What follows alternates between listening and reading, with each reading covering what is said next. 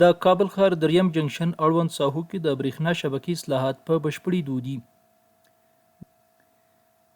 د کابل ښار اړوند له دریم جنکشن د تخنیکي خونې څخه د نواباد، جمال مینې، کارتي سخي، دریمې کارتي، د څلورمې کارتي یوه برخه، ایوب خان مینه، پل سرخ، تپه سلام، د دیمراد خان یوه برخه، ګذرګاه، بابر باغ او یو شمېر نورو سیمو اړوند 6,000 پیرودونکو برېښنا تنظیمیږي.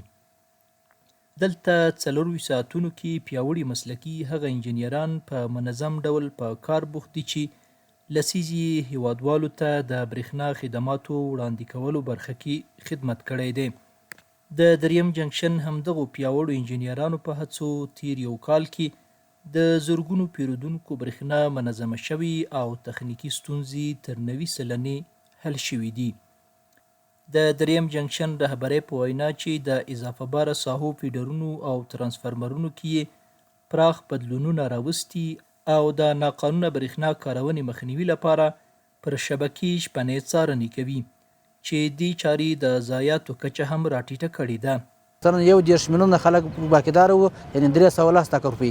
دا مو خلکو تعبیر کړي چې مثلا څوک په 15 دورې 6 دورې پرې به باکیداري پکښې کوي، او په درېیم مزل کې موږ مثلا اضافه باري د لینو ختم کړله. له پوروړو پیرودونکو د برېښنا لګښت پیسو راټولونې هڅو پایله کې پر کوچنیو پورونو سربیره د هغو لویو پیرودونکو څخه هم د لګښت پیسې ترلاسه شوي چې له کلونو راهیسې د برېښنا لګښت پیسې نه وي تحویل کړي. د دریم جنکشن مسؤلین ټولو پیرودونکو ته ډاډ ورکوي چې شپه او ورځ یې ستونزو ته پر وخت د رسیدنې لپاره د دوی په چوپړ کې دي.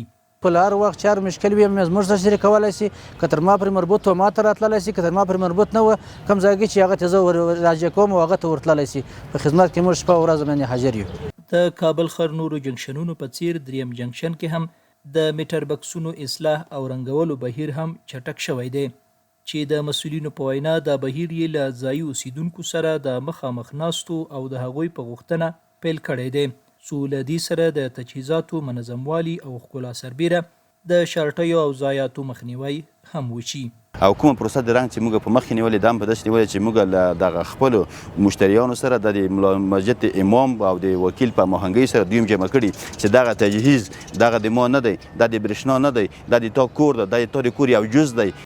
د برېښنا ټول تخنیکي مسؤلین تولیدي فابریکو، سبسټیشنونو، جنکشنونو او د برجونو ماموریتونو کې د ګرانو پیرودونکو په خدمت بوخت دي.